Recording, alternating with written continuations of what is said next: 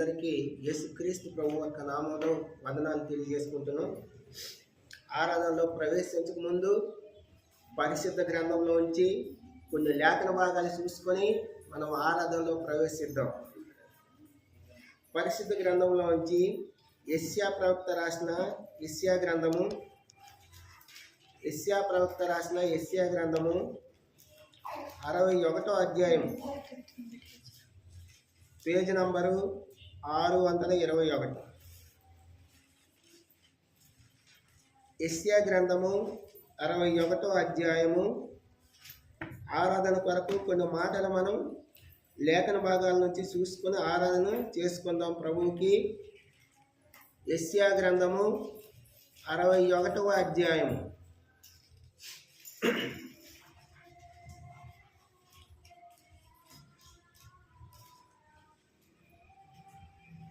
61వ అధ్యాయము మొదటి వచనము అందరము కలిసి చదువుకుందాం. Page number 621. యెషయా గ్రంథము 61వ అధ్యాయం. ప్రభువగు యెహోవా ఆత్మ నా మీదకి వచ్చి ఉన్నది, దీనులను సువర్తమానం ప్రకటించుటకు యెహోవా నన్ను అభిషేకించెను. నలిగిన హృదయం గల వారిని దృఢపరచుటకును, చెరలో ఉన్న వారిని విడుదలను, బలవంతించబడిన వారిని విముక్తిని ప్రకటించుటకును. యెషయా ప్రవక్త రచించిన గ్రంథం ఇది. ప్రభువకు యెహోవా ఆత్మ నా మీదకి వచ్చి ఉన్నది, దీనులను సువర్తమానం ప్రకటించుటకు యెహోవా నన్ను అభిషేకించెను. యెహోవా దేవుడు నిన్ను నన్ను ఎందుకు అభిషేకించును? ఎందుకు అభిషేకించుకున్నాడు? మన అవసరం ఏంటంటే దేవుడు నిన్ను నన్ను అభిషేకించుకున్నాడు. ఎలా అభిషేకించుకున్నాడు? తన రక్తము ద్వారా అభిషేకించుకున్నాడు. యేసు రక్తము ద్వారా మనం అభిషేకించబడిన వారు. ఆ రోజు రాజులను ఆయన తైలముతో ప్రవక్తలు అభిషేకించేవారు. అయితే యేసుక్రీస్తు ప్రభు ఈ లోకానికి వచ్చిన తర్వాత ఆయన రక్తం ద్వారా మనం అభిషేకించుకుంటున్నాం. మన పాపాలు మనం ఒప్పుకొని, ఎవరైతే మన పాపాలు ఒప్పుకొని తమ పాపాలు ఒప్పుకొని యేసయ్యా నేను పాపిని, నా పాపాలు క్షమించు, నన్ను కరుణించు, నా పాపాలు కడుగని ఎవరైతే ఒప్పుకుంటున్నామో, ఆయన పాదాల కొరకు వచ్చి ఎవరైతే బతిమలాడుకుంటున్నామో, అప్పుడు ఆయన రక్తం ద్వారా మనల్ని మన పాపాలని మనందరి పాపాలని కడిగి పరిశుద్ధపరిచి పవిత్రపరిచి మన పాపాలని మనకి బాప్తిసం ఇచ్చి మారుమనసు ఇచ్చి తన రక్తం ద్వారా నిన్ను నన్ను అభిషేకించుకుంటున్నాడు. దేవుడు రక్తం ద్వారా మనం అభిషేకించబడిన వారిగా ఉన్నాము. ప్రేమైన దేవుని బిడ్డలారా, మనము యేసు రక్తం ద్వారా అభిషేకించబడిన ప్రజలమే. ఎవరి ద్వారా అభిషేకించబడ్డాము? యేసు రక్తం ద్వారా మనం అభిషేకించబడిన ప్రజలము. యేసు రక్తం ద్వారా అభిషేకించుకున్నాడు. తన రక్తం ఇచ్చి మనల్ని అభిషేకించుకున్నాడు. అతని రక్తం ఇచ్చి నిన్ను నన్ను తన సొత్తుగా చేసుకున్నాడు దేవుడు. తన రక్తం ద్వారా మనల్ని అభిషేకించుకున్నాడు ప్రభువు. కాబట్టి ప్రభువు రక్తం ద్వారా అభిషేకించుకున్నాడు. ప్రభు తన రక్తం ద్వారా నిన్ను నన్ను అభిషేకించుకున్నాడు. ఎందుకు అభిషేకించుకున్నాడు? అది మన టాపిక్. యేసుక్రీస్తు ప్రభు ఆ పరమును విడిచిపెట్టి, పరలోకాన్ని విడిచిపెట్టి భూలోకాశంకు వచ్చి నిన్ను నన్ను, నీ పాపాలు నా పాపాలు, మన అందరి పాపాలు, దోషాలు, అపరాధాల కోసము తన ప్రాణం పెట్టి తిరిగిలేసి పరమందుకు పోయి నన్ను నిన్ను మనందరినీ రక్షించుకున్నాడు. మనందరినీ తన రక్తం ద్వారా కొనుక్కున్నాడు. తన రక్తం ద్వారా అభిషేకించుకున్నాడు. యేసు ప్రభువు తన రక్తం ద్వారా నిన్ను నన్ను ఎందుకు అభిషేకించుకున్నాడు? ఇది మన అవసరం. యేసుక్రీస్తు ప్రభువు తన రక్తం ద్వారా నిన్ను నన్ను ఎందుకు అభిషేకించుకున్నాడు అనేది మన అంశం. యేసు ప్రభు ఈ లోకానికి వచ్చి తన రక్తాన్ని మన కోసం సిందించి మనల్ని తన రక్తం ద్వారా ఎందుకు అభిషేకించుకున్నాడని మన అవసరము. దేవుని నడిపింపు కోసం చిన్న ప్రార్థన చేసుకుందాం. పరిశుద్ధుడా, ప్రేమ కలిగిన పరలోకపు తండ్రి, యేసయ్యానికి స్తోత్రాలు, వందనాలు, స్తుతులు చెల్లించుకుంటున్నాం. ప్రభా, నువ్వు ఈ లోకానికి వచ్చి ప్రభా నా కోసం, మా కోసం, అందరి పాపాల కోసం మరణించి తిరిగి లేచి ప్రభా నీ రక్తం ద్వారా మమ్మల్ని కొనుక్కున్నావు, అభిషేకించుకున్నావు. దేవానికి స్తోత్రాలు, వందనాలు, స్తుతులు ప్రభా. ఇదిగో ప్రభా, కూర్చున్న బిడ్డలకి బోధించే యోగ్యత కానీ, జ్ఞానం కానీ, అర్హత కానీ నాకు లేదని ఒప్పుకుంటూ ప్రభా నీ పాదాలు పట్టుకుంటూ నీ ఆత్మ అభిషేకంతో నింపమని, ఒడ్డువాని మట్టివాని ప్రభా, దూని లాంటి గాలి లాంటి వాడిని నన్ను ప్రభా నీ ఆత్మ అభిషేకంతో నింపుకొని ప్రభా సాయం చేయమని, నాతో మాతో మాట్లాడమని, నీకు ఇష్టమైన ఆరాధన చేసే బిడ్డగా మమ్మల్ని అందరినీ సిద్ధపరిచి సాయం చేసి మహిమ పొందమని యేసు నామములో అడిగి వేడుకుంటున్నాం ఈ పరలోకపు తండ్రి.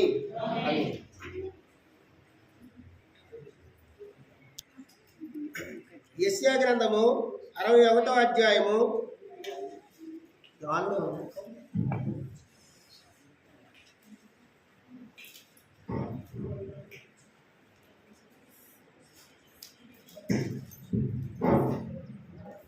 యెషయా గ్రంథము 61వ అధ్యాయము 1వ వచనం.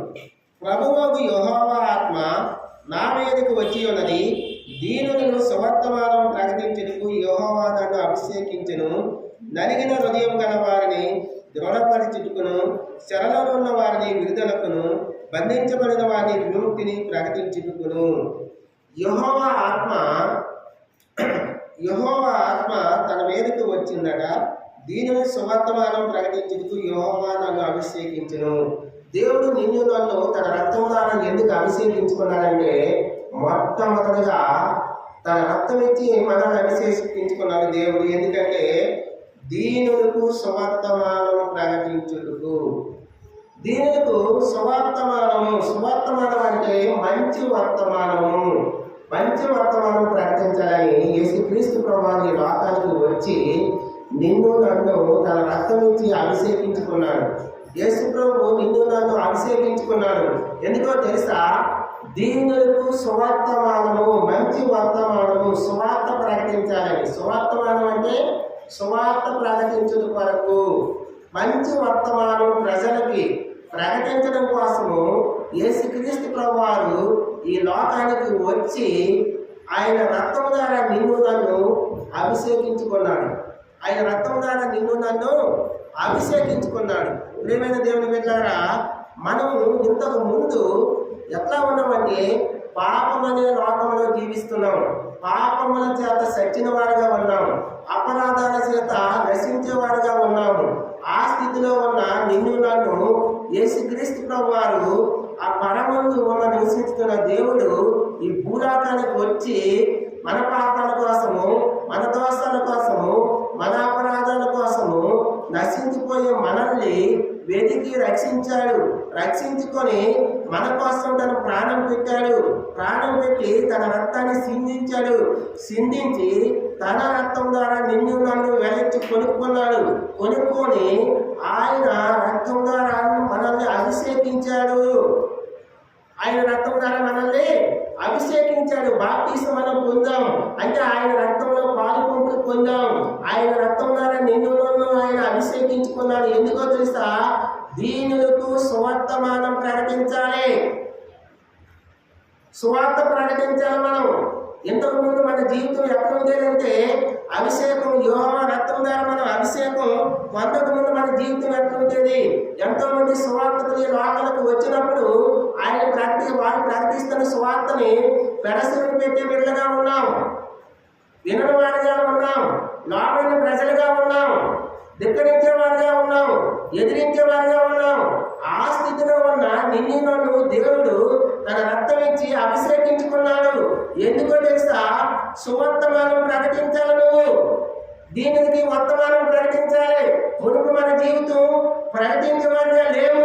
సువర్తమానాన్ని దేశించే వారిగా ఉన్నాం. సువార్తని అంగీకరించిన వారిగా ఉన్నాం. ఇప్పుడు అభిషేకించుకున్న తర్వాత మన జీవితాన్ని మార్చాడు దేవుడు. అభిషేకించుకున్న తర్వాత మన జీవితాన్ని దేవుడు మార్చాడు. దీనికి నువ్వు సువర్తమానం ప్రకటించేవాడిగా ఉండాలని చెప్తున్నాడు. దేవుని వాక్యం సెలవిస్తున్న ప్రేమైన దేవుని బిడ్డలారా, మనం ఆయన ఎందుకు తెలుసా? తన రక్తం ఇచ్చి మనల్ని అభిషేకించుకున్నాడు. దీనులకి సువర్తమానం ప్రకటించేవారిగా మనం ఉండాలి. మంచి వర్తమానం. యేసుక్రీస్తే లోకరక్షకుడు. మన పాపాలకు క్షమించేవాడు యేసుక్రీస్తు ప్రభువే. ఎవరు ఈ లోకంలో క్షమించరు. ఆయనే నీ పాపాలు నా పాపాల కోసం ఆ పరలోక రాజ్యాన్ని విడిచిపెట్టి ఈ లోకానికి వచ్చి మన పాపాల కోసం తన ప్రాణాన్ని పెట్టి తన రక్తం కార్చాడు.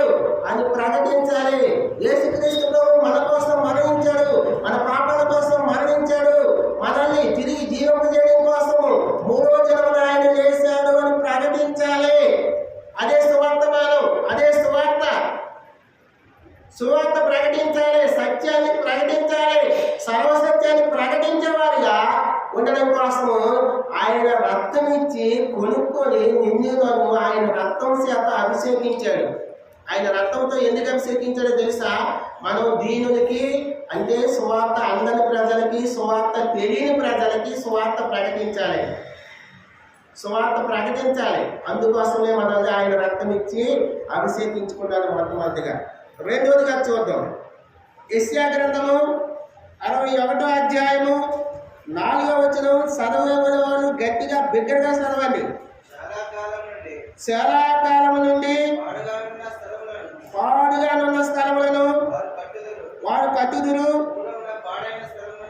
పూర్వమున పాడైన స్థలములను కట్టుదురు, పాడైన పట్టణములను నూతనముగా స్థాపించరు, తరతరముల నుండి శిథిలమైన పురములను బాగు చేయుదురు. అది రెండోదిగా, యేసుక్రీస్తు ప్రభు తన రక్తం ద్వారా నిన్ను నన్ను ఎందుకు అభిషేకించుకున్నాడో తెలుసా? పాడుగా ఉన్న స్థలములను వారు కట్టుదురు. పాడైపోయిన స్థలాలు కట్టబడాలి. పాడైపోయిన స్థలాలు కట్టబడాలంటే మనము పాడైపోతున్నాం. మన శరీరం పాడైపోతుంది, ఆత్మ పాడైపోతుంది. ఎందుకో తెలుసా? మన పాపంలో జీవిస్తున్నాం, లోకంలో జీవిస్తున్నాం, అపవిత్రంలో జీవిస్తున్నాం, పాడైపోయేవారుగా ఉన్నాం, నశించిపోయేవారుగా ఉన్నాం. కాబట్టి మనం నశించిపోకూడదు, మనం పాడైపోకూడదు, మన ఆత్మ నిత్య నరకంలోకి వెళ్ళకూడదు. అందుకోసమే యేసుక్రీస్తు ప్రభువు నీకోసం నా కోసము ఆయన కలవలసిన రక్తం కాచి ఆ లోకాన్ని పడవను విడిచిపెట్టి భూలోకానికి వచ్చి రక్షించుకొని తన రక్తం ద్వారా అభిషేకించుకున్నాడు. ఎందుకంటే రెండోది, పాడైపోతున్న స్థలములు కట్టబడాలి. మనం లోకానుసారంగా జీవిస్తున్నాము, మనం ఆత్మ సంబంధులుగా జీవించాలి. మనం ఆత్మ సంబంధులుగా జీవించాలి. మన ఆత్మకి రక్షణ ఉండాలి. మన పాపంలో, అదే అపవిత్ర జీవితంలో, అదే మోసకరమైన జీవితంలో, అదే పాప జీవితంలో చనిపోతే మన ఆత్మ నిత్య నరకంలో కాలిపోతుంది. అందుకోసమే యేసుక్రీస్తు ప్రభు నీవు నేను నశించడం ఆయనకి ఇష్టం లేక ఆ పరలోకమైన వైభగ్యాన్ని విడిచిపెట్టి దీనులుగా వ్యక్తులుగా ఈ లోకానికి వచ్చి తను తగ్గించుకొని మనల్ని నశించుకు చేయకుండా పాడైపోయిన స్థలాన్ని పట్టుకోవడం అంటే మన ఆత్మానుసారంగా మన జీవితాలు కట్టబడాలి. శరీరానుసారంగా కాదు, లోకానుసారంగా కాదు, భౌతికంగా కాదు, మన ఆత్మానుసారంగా కట్టబడాలి. మన కుటుంబంలో ఉన్నవారు ఆత్మానుసారంగా ఎదగాలి. రక్షణ లేని వారికి రక్షణ అనుగ్రహించాలి. నశించే ఆత్మను రక్షణ పొందాలి. మనం పాడైపోయిన పట్టణాలు పాడైపోతున్నాయి, ఈ దినము గ్రామాలు పాడైపోతున్నాయి, పట్టణాలు పాడైపోతున్నాయి. ప్రియమైన దేవుని బిడ్డలారా, సొదొమ గొమొర్రా పట్టణం నశించిపోయింది, దేవుని ఉగ్రతకు పాత్రలైపోయింది. ఎందుకంటే పాపం వెళ్తుంది లోకాన్ని. ఆ పాపంలో మనం నశించుకోకూడదు. పాడైపోయిన పునాదులు కట్టుకోవాలని,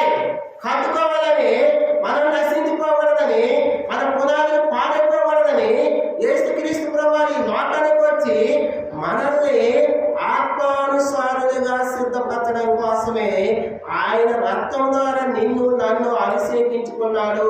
మొట్టమొదటిగా యేసుక్రీస్తు ప్రభువు తన రక్తం ద్వారా మనల్ని ఎందుకు అభిషేకించుకున్నాడంటే మనల్ని దీనులకు సువార్తమానం ప్రకటించాలి. మనం దీనులకి సువార్తమానం ప్రకటించాలి. ఏమని ప్రకటించాలి? మన పాపాన్ని క్షమించేవాడు యేసుక్రీస్తు ప్రభువే. మన పాపంలో నశించిపోతే నిత్య నరకం ఉంది, మనకి తీర్పు ఉంది. ఆ నరకంలో ఆ దుఃఖము, వేదన అవన్నీ ఉంటాయి. ఆ నరకంలో అగ్ని ఆరతి, పురుగు సావదు. యేసు ప్రభువు మన పాపాల కోసం ఈ లోకానికి వచ్చి మరణించాడు, తన రక్తాన్ని కార్చాడు, మళ్ళీ తిరిగి లేస్తాడు, మనం నిత్య జీవనం ఇవ్వడానికి తిరిగి లేస్తాడని సువార్తమానం ప్రకటించాలి. అందుకే ప్రియమైన దేవుడు నిన్ను నన్ను తన రక్తం ఇచ్చి అభిషేకించుకున్నాడు. దీనులకు సువార్తమానం ప్రకటించాలని. రెండవదిగా, పాడైపోయిన స్థలాలు పట్టుకోవాలంటే రక్షణ లేని మన ఆత్మల్ని రక్షించుకోవాలి, మన కుటుంబాన్ని రక్షింపబడాలి, మన సావాసంలో రక్షణ లేని బిడ్డలు రక్షింపబడాలి. ఆత్మానుసారంగా మనం పట్టుకోవాలి. అందుకే ఆయన రక్తం ఇచ్చి మనల్ని అభిషేకించుకున్నాడు. ఆత్మానుసారులుగా మనం జీవించాలని, మనం నశించిపోకూడదు. పాడైపోవడం అంటే నశించిపోవడం. మనం ఈ లోకంలో నశించిపోకూడదని, ఆత్మానుసారులుగా కట్టబడాలని ఆయన తన రక్తం ఇచ్చి మనల్ని అభిషేకించుకున్నాడు. ఒకటోదిగా దీనులకు సువార్తమానం ప్రకటించాలి. రెండోదిగా పాడైపోయిన స్థలాలు కట్టుకోవాలి. మూడోదిగా చూద్దాం, యెషయా గ్రంథము 61వ అధ్యాయము 1వ వచనం చదవాలి. ప్రభువకు యెహోవా ఆత్మ నా మీదకి వచ్చి ఉన్నది, దీనిని సువర్తమానం ప్రకటించుటకు యెహోవా నన్ను అభిషేకించును, నలిగిన హృదయం గల వారిని దృఢపరచుటకును, శరలనున్న వారిని విడుదలను, శరలో బంధించబడిన వారిని విముక్తిని ప్రకటించుటకు. మూడోదిగా ప్రియమైన దేవుని బిడ్డలారా, ఆయన తన రక్తం ఇచ్చి మనల్ని అభిషేకించుకుని ఎందుకో తెలుసా? శరలో ఉన్న వారిని విడుదలకు. శరలో ఉన్నవారు మనం, శరపట్టబడిన వారు మనం. శరలో ఉన్నవారంటే ఎవరో తెలుసా? అంటే జైల్లో ఉన్నవారు అనుకోవాలి.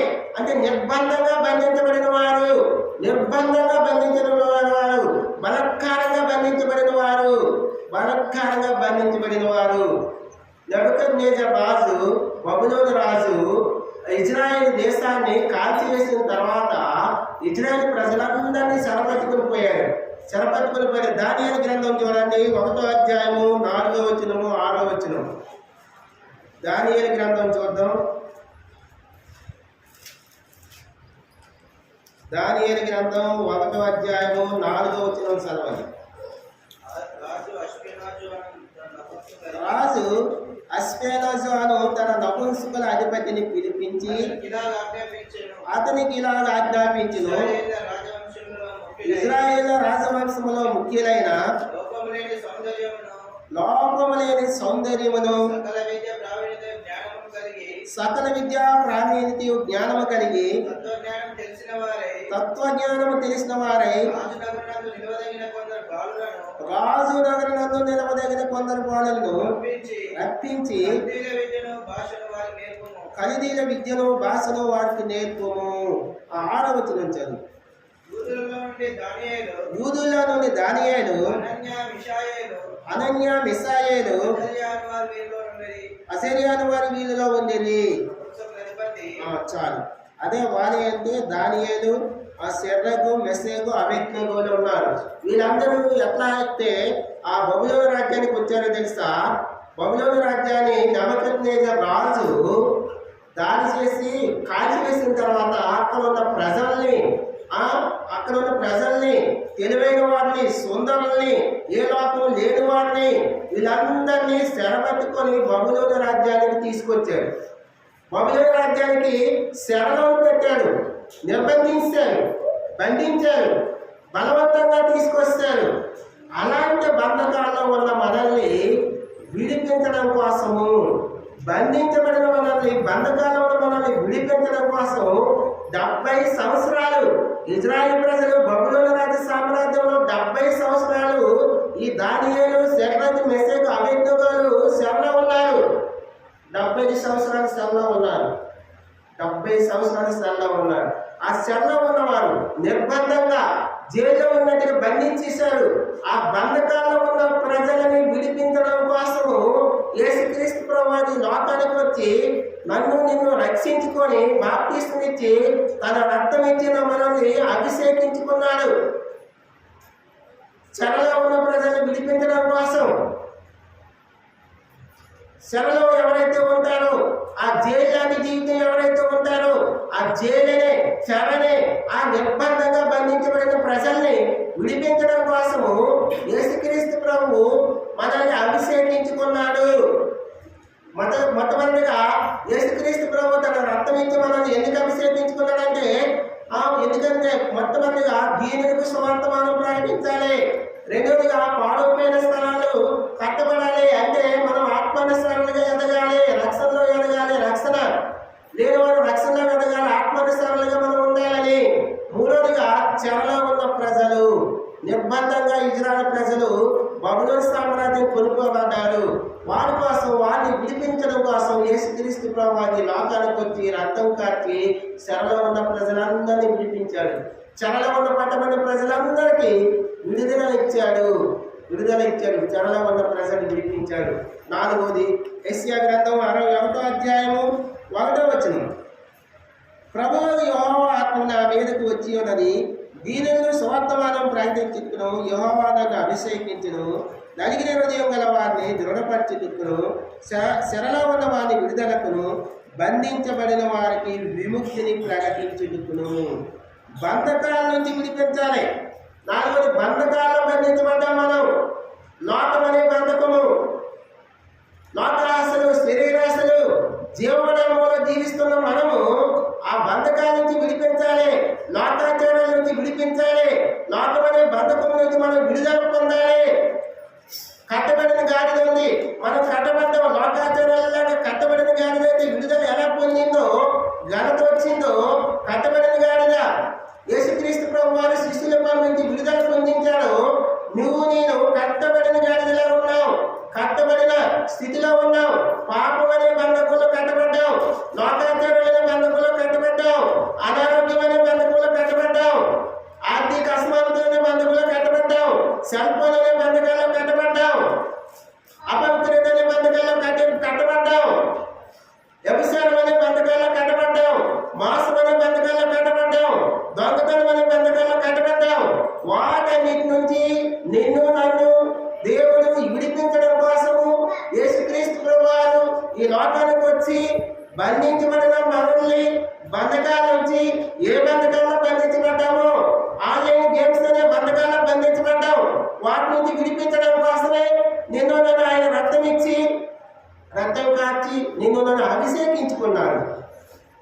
నువ్వు ఏ బంధకాలైనా బంధించబడు, వాటి నుంచి విడుదల కోసం ఆయన ఈ లోకానికి వచ్చాడు. విడిపించడానికి ఆయన రక్తం ద్వారా అభిషేకించబడితే మనం వీటన్నిటి నుంచి విడుదల పొందుతాం, వీటన్నిటి నుంచి విడుదల పొందుతాం. ప్రేమ దేవుని మిత్రులారా, ఈ లోకంలో ప్రస్తుత యవనస్తులు అనేక బంధకాలు, సెల్ ఫోన్ బంధకాలు, ఆన్లైన్ బంధకాలు, ఫేస్బుక్ అనే బంధకంలో బంధించబడుతున్నాడు. మన ఈ మధ్య జీరమెట్లో ఒక అమ్మాయి 10th క్లాస్ చదువుతుందట. 10th క్లాస్ చదువుతుంది. ఆ ఇన్స్టాగ్రామ్ అనే బంధకంలో బంధించబడింది. ఇన్స్టాగ్రామ్ అనే బంధకంలో ఒక అబ్బాయి పరిచయం అయ్యాడట.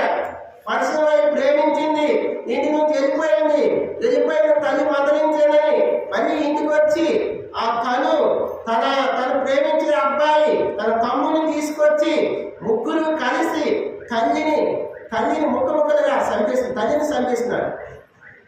సెల్ ఫోన్ బంధకాల్లో బంధించబడి ఉన్నావా? పాపమనే బంధకంలో బంధించబడి ఉన్నావా? అబద్ధమనే బంధకంలో బంధించబడి ఉన్నావా? మాంసం అనే బంధకంలోనా, ఇంకా వ్యభిచారం అనే బంధకంలోనా, ఇంకా శరీరాశల, లోకాశల, ఇంకా ఆర్థిక అసమానతల, శరీర బలహీనతల, అనారోగ్యమైన బంధకాల్లో బంధించబడి ఉన్నావా? ప్రయాసపడి భారం వస్తున్న సమస్త జనులారా నా యొద్దకు రండి, నేను మీకు విశ్రాంతిని ఇస్తాను. ఆయన విశ్రాంతిని ఇవ్వడం కోసం ఆ లోకాన్ని విడిచిపెట్టి లోకానికి వచ్చాడు. ప్రభా మనం అడిగి మన పాపాలు అతను ఒప్పుకుంటే మనం తన రక్తం ఇచ్చి కడిగి మన పాపాన్ని శుద్ధి చేసి పవిత్రపరిచి పరిశుద్ధపరిచి తన రక్తముతో అభిషేకించుకొని నిన్ను నన్ను ఆ బంధకాల నుంచి విడిపించడం కోసమే ఆయన రక్తం ద్వారా మనల్ని అభిషేకించుకున్నాడు. ఏ బంధకాలు, ఎలాంటి బంధకాలైనా సరే ఆ బంధకాల నుంచి విడిపించడం కోసమే ఆయన తన రక్తం ఇచ్చి మనల్ని అభిషేకించుకున్నాడు. యేసు ప్రభు ఈ లోకానికి వచ్చి తన రక్తాన్ని ఇచ్చి మనల్ని ఎందుకు అభిషేకించుకున్నాడంటే దీనికి సువర్తమానం ప్రకటించాలని. ఇంతకుముందు సువర్తమానం ప్రకటించే అనుభవం మనకు లేదు. ఆయన రక్తం ద్వారా అభిషేకించుకున్న తర్వాత మనం వర్తమానం ప్రకటించే వారిగా ఉండాలి. రెండవదిగా మనం పాడైపోయిన స్థలాలు కట్టబడాలి. అంటే మనం రక్షణ పొంది ఆత్మానుసారంగా కట్టబడాలని ఆయన తన రక్తాన్ని అభిషేకించుకున్నాడు. మూడవదిగా శరణలో ఉన్న వారికి విడుదల కోసం విడిపించాడు. శరణలో ఉన్న మనల్ని విడిపించాడు. మనం నాలుగవదిగా కట్టబడిన గాడిద వల్ల బంధించబడిన మనల్ని ఆయన విడిపించాడు. బంధకాల నుంచి విడిపించి విమోచన ఇచ్చాడు. ఆయన రక్తం ద్వారానే విమోచన, విడుదల, పాప క్షమాపణ. కాబట్టి ప్రియమైన దేవుని బిడ్డలారా, ఐదవది చూద్దాము. యెషయా గ్రంథము 61వ అధ్యాయము, యెషయా గ్రంథము 61వ అధ్యాయం 3వ వచనం. సియోనులో దుఃఖించే వారికి ఉల్లాస వస్త్రములు ధరింపజేయుటకును, ఊరదుకు ప్రతిగా పూదండను, దుఃఖములకు ప్రతిగా ఆనంద తైలమును, భారభరితమైన ఆత్మకు ప్రతిగా భారవంతమైన ఆత్మకు ప్రతిగా స్తుతి వస్త్రమును వారికి చిటుకును ఆయన నన్ను పంపి ఉన్నాడు. యెహోవా తన్ను మహిమపరచుకున్నట్లు మస్తకి వృక్షములని యెహోవా వాటిన చెట్లని వారికి పేరు పెట్టబడను. దేవుని బిడ్డలారా, ఐదవదిగా యేసుక్రీస్తు ప్రభు ఈ లోకానికి వచ్చి తన రక్తం ఎత్తి మనల్ని ఎందుకు అభిషేకించుకున్నాడంటే, ఐదవదిగా నీకు నాకు ఉల్లాస వస్త్రాలు ధరింపజేయాలని. ఉల్లాస వస్త్రాలు ధరింపజేయాలని. నువ్వు ఏ దుఃఖంలో ఉన్నావు? పిల్లల కోసం దుఃఖంలో ఉన్నావు, తల్లి కోసం దుఃఖంలో ఉన్నావు, తల్లిదండ్రుల కోసం దుఃఖంలో ఉన్నాడు, నీ భర్త కోసం దుఃఖంలో ఉన్నావు, నీ భార్య అనారోగ్యం కోసం దుఃఖంలో ఉన్నావు. నువ్వు ఏ దుఃఖంలో ఉన్నా, అనారోగ్య పరిస్థితి బట్టి దుఃఖంలో ఉన్నా, మనోవేదనలో ఉన్నా, మనో దుఃఖంలో ఉన్నా, నీ బిడ్డల చదువుల కోసం దుఃఖంలో ఉన్నా, పిల్లల వివాహాల కోసం దుఃఖిస్తున్నా, నువ్వు ఏ దుఃఖంలో ఉన్నా, ఎలాగున్నా సరే నీ దుఃఖాన్ని తీసేసి ఉల్లాస వస్త్రము, సంతోషకరమైన వస్త్రము నిన్ను ధరింపజేయాలని ఆయన రక్తము ద్వారా నిన్ను నన్ను అభిషేకించుకున్నాడు. ఉల్లాస వస్త్రాలు ధరింపజేయాలని. ఉల్లాసమైన వస్త్రము, సంతోషకరమైన వస్త్రాలు నీకు నాకు ధరింపజేయాలని ఆయన రక్తాన్ని మనల్ని అభిషేకించుకున్నాడు. ఉల్లాసకరంగా మన జీవితాల్లో ఉండాలి. ఆ మనోవేదన మనోడుక్కున పోవాలంటే ఆయన దగ్గరికి రావాలి. మన పాపాలు ఒప్పుకోబడాలి. ఆయన రక్తం ద్వారా మనం అభిషేకించుకోవాలి. ఆయన రక్తం ద్వారా మనం అభిషేకించుకుంటే తాను మనకి ఉల్లాస వస్త్రం ధరింపజేస్తాడు. ఉల్లాస వస్త్రము, దుఃఖం లేని వస్త్రము, ఉల్లాస వస్త్రము, సంతోషకరమైన వస్త్రాలు ఆయన ధరింపజేస్తాడు. మొట్టమొదటిగా దీనికి సువర్తమానం ప్రకటించడం కోసము యేసు రక్తము ద్వారా నిన్ను నన్ను అభిషేకించుకున్నాడు. రెండోదిగా పాలైపోయిన స్థలాలు ఆత్మీయ జీవితం కట్టుకోవాలని మనల్ని ఆయన రక్తం ద్వారా అభిషేకించుకున్నాడు. మూడోదిగా చెరలో ఉన్న వారికి విడుదల కోసము. నాలుగోదిగా బంధకాల్లో బంధించబడిన వారికి విముక్తి కోసము. ఐదోదిగా ఉల్లాస వస్త్రం ధరింపజేయడం కోసము యేసు ప్రభు ఈ లోకానికి వచ్చి ఆయన రక్తం ఇచ్చి నిన్ను నన్ను కొనుక్కొని అభిషేకించాడు ఉల్లాస వస్త్రాలు ధరింపజేయడం కోసము. ఆ రోజుగా చూద్దాము యెషయా గ్రంథము 61వ అధ్యాయము. యెషయా గ్రంథము 61వ అధ్యాయము 7వ వచనం. మీ అవమానములను ప్రతిగా రెట్టింపు ఘనత నొందుదురు, నిందకు ప్రతిగా తాను పొందిన భాగము అనుభవించి వారు సంతోషించుదురు. వారు తమ దేశంలోని రెట్టింపు భాగములను కత్తలవుదురు, నిత్యానందం వారికి కలుగును. నువ్వు ఏ అవమానాలు ఉన్నావో, ఏ నిందల్లో ఉన్నావో, ఎవరిని బట్టి నిందలు అవమానాలు వస్తున్నాయో ఆ నిందలన్నీ తొలగిపోయి, ఆ అవమానాలన్నీ తీసివేయబడి, అవమానాలన్నీ తొలగించబడి రెట్టింపు ఘనత ఆయన రక్తంలో ద్వారా, ఆయన రక్తం ద్వారా అభిషేకించిన ప్రజలకి ఘనత, ఘనహీనంగా ఉండొచ్చు మన బతుకు. ముందు ఆయన రక్తం ద్వారా అభిషేకించబడినప్పుడు మనం ఘనహీనులుగా ఉండొచ్చు, మన వ్యభిచారులుగా ఉండొచ్చు, మన పాపులుగా ఉండొచ్చు, మన దొంగలుగా ఉండొచ్చు, మన అభక్తులుగా ఉండొచ్చు, మన మోసగాలుగా ఉండొచ్చు, మనము ఇంకా అనేక రకాలుగా ఆ బంధకాల బంధించబడి ఉండొచ్చు. వాటన్నిటిని ఆ నిందలు అవమానాలు పోయి ఘనహీనమైన మన జీవితానికి ఘనతనిస్తున్నాడు. ఘనత ఎంత గొప్ప ఘనత! రాజులకు యాజకుల సమూహంలో నిన్ను నన్ను ఉంచుతున్నాడు అతను. మనం రాజులకు యాజకుల సమూహంలో ఉండే యోగ్యత అర్హత లేని వారిని ఆయన రక్తం ద్వారా అభిషేకించబడిన తర్వాత రాజులకు యాజకుల సమూహంలో ఉంటాడు. ఘనహీనమైన మన జీవితాన్ని ఘనమైనదిగా, గొప్పదిగా, పరలోక రాజ్యంలో యుగాలు ఆయనతో ఉండే ఘనత, పరలోక రాజ్యంలో యుగాలు యేసు ప్రభుతో కలిసి సహవాసం కలిగి జీవించే ఘనత, ఘనహీనమైన మన జీవితానికి ఘనత ఇచ్చే ప్రభు. ఆయన రక్తం ద్వారా అభిషేకం పొందిన బిడ్డలందరికీ ఘనత. అంత గొప్ప ఘనత. దేవుని బిడ్డలు, దేవుని కుమారులు, దేవుని కుమార్తె ఘనత, ఘనహీనమైన మనకి ఘనత తెచ్చేవారిగా ఉన్నాయి. ఎంతో గొప్ప ఘనత. పరలోక రాజ్యంలో యుగాలు ఆయనతో పాటు ఉండే ఘనత. ఆ ధన్యత ఎవరికి రాదు. ఆయన రక్తం ద్వారా ఎవరైతే అభిషేకం పొందుతారో, ఆయన రక్తంలో ఎవరైతే పాలు పొంగులు పొందుతారో, ప్రభాని పాటలను ఒప్పుకొని ఆయన పాటలు పట్టుకొని ఆయన సన్నిధికి వచ్చి పాపాలు ఒప్పుకోబడి బాప్తిసం పొంది మారుమనసు పొందుతారో, ఆయన రక్తం ద్వారా అభిషేకించబడతారో, గణహీనమైన మనకి ఘనత, గొప్ప ఘనత, పరలోక రాజ్యంలో యుగాలు ఉండే ఘనత ఇస్తున్నాడు. దేవుడితో, యేసు ప్రభువుతో సంచరించే ఘనత, సావాసం కలిగించే, జీవించే ఘనత ఇస్తున్నాడు దేవుడు. ఎంత గొప్ప ఘనత! చెట్టు చివరిగా చూసి మనం ఆరాధనకు ప్రవేశిద్దాం. యెషయా గ్రంథం 61, యెషయా గ్రంథం 61 10వ వచనం. శృంగారమైన పాగా ధరించుకున్న పెళ్లి కుమారుని రీతిగాను, ఆభరణములతో అలంచుకున్న పెళ్లి కుమార్తె రీతిగాను ఆయన రక్షణ వస్త్రములు నాకు ధరింపజేసి ఉన్నాడు. నీతను పైబట్టను నాకు ధరింపజేసి ఉన్నాడు. కాగా యెహోవాను బట్టి మా ఆనందముతో నేను ఆనందించుచున్నాను. నా దేవుని బట్టి నా ఆత్మ ఉల్లసించుచున్నది. చిట్ట చివరిగా 7వదిగా మనము నీతి లేని మనము నీతి వస్త్రాలు ధరింపు చేస్తున్నాడు. నీతి వస్త్రాలు, నీతి అనే వస్త్రము. మన నీతి ఎలాంటిది? మురికి గుడ్డ లాంటిది. మురికి గుడ్డ లాంటిది. ఆ మురికి గుడ్డని ఎంత తోమిన వెంటనే మురికిపోతుంది, మళ్ళీ అంటుకుంటుందా లేదా? ఈ లోకంలో జీవిస్తున్న మనము ప్రతిరోజు మురికి పడుతుంది.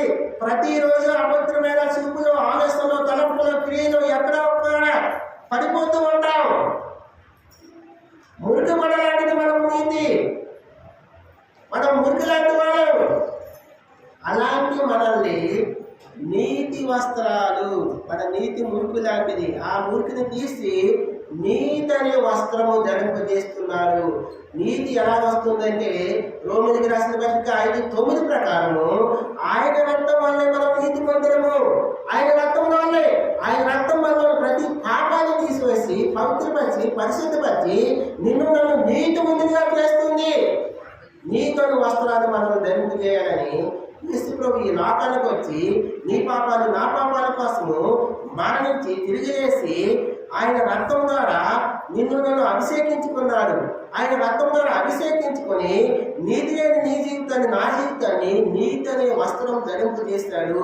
నీతి వస్త్రాలు మనకు ధరింపు చేస్తాడు. అందుని బట్టి దేవుణ్ణి ఆరాధించాలి. ప్రభా, నీతి మాన్యవాన్ని నేను, నీతి మాన్యవాన్ని నేను, నా నీతి మురుగు కూడా లాంటిది.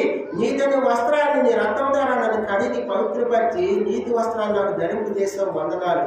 దుఃఖంలో ఉన్న నన్ను ఉల్లాస వస్త్రం ధరింపు చేస్తావు, వందనాలు.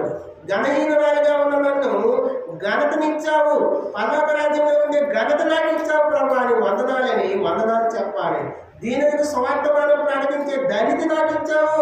ఒకప్పుడు నేను ఆ ధనితి కోల్పోయాను. ఆ స్వార్థకులు వస్తే ఎదిరించేదాన్ని, ఆ సువార్తకులకి ఎదిరించేదాన్ని, వెక్కిరించేదాన్ని. అలాంటి నన్ను రక్షించుకొని నీ రక్తాన్ని అభిషేకించుకొని దీనులకు సువార్తమానం మంచి వర్తమానం ప్రకటించే ధనితి ఇచ్చావు ప్రభా, నీకు వందనాలను ఆరాధన చేయాలి. శరణలో ఉన్నాను నేను, బంధకాల్లో ఉన్నాను నేను, సినిమా అనే బంధకాల్లో ఉన్నాను, సీరియా అనే బంధకాల్లో ఉన్నాను, ఈ లోకం అనే బంధకాల్లో ఉన్నాను, అపవిత్రత అనే బంధకాల్లో ఉన్నాను. ఆ బంధకాల నుంచి నీ రక్తము ద్వారా నన్ను విడిపించవయ్యా, నన్ను అభిషేకించుకున్నావు, వందనాలను ఆరాధన చేయాలి. ఆరాధన చేయడానికి మనం వచ్చాం. విడిగి నలిగిన హృదయంతో, ఆత్మతోనూ సత్యంతో నన్ను ఆరాధించాలి. ప్రభా, నీ రక్తం ద్వారా నన్ను అభిషేకించుకొని దీనికి సువార్తమానం ప్రకటించే ధన్యత ఇచ్చావు, వందనాలు. పాడైపోయిన నా ఆత్మీయ జీవితాన్ని పట్టావు, వందనాలు. మూడవదిగా శరణం నుంచి నన్ను విడిపించావు, వందనాలు. బంధకాల నుంచి విముక్తి ఇచ్చావు, వందనాలు. అలాగే 5వదిగా ఉల్లాస వస్త్రం, దుఃఖంలో మనోవేదనలో ఉన్న నొప్పు ఉల్లాస వస్త్రం ధరింపు చేసావు, వందనాలు. ఘనహీనురాలైన నన్ను ఘనతనిచ్చావు, ఘనతను ఉందావు, యుగాలు నీతో ఉండే ధనితి ఇచ్చావు, వందనాలను ఆరాధన చేయాలి. నీతి లేని నా జీవితాన్ని నీతి వస్త్రాలు ధరింపు చేస్తావు యేసయ్యా, నీకు వందనాలని ఆరాధన చేసే బిడ్డలుగా మనం ఉన్నాం. ఆరాధన చేద్దాం. కొద్ది మాటలు దేవుడు దీవించును గాక. ఒక పాట పాడుకొని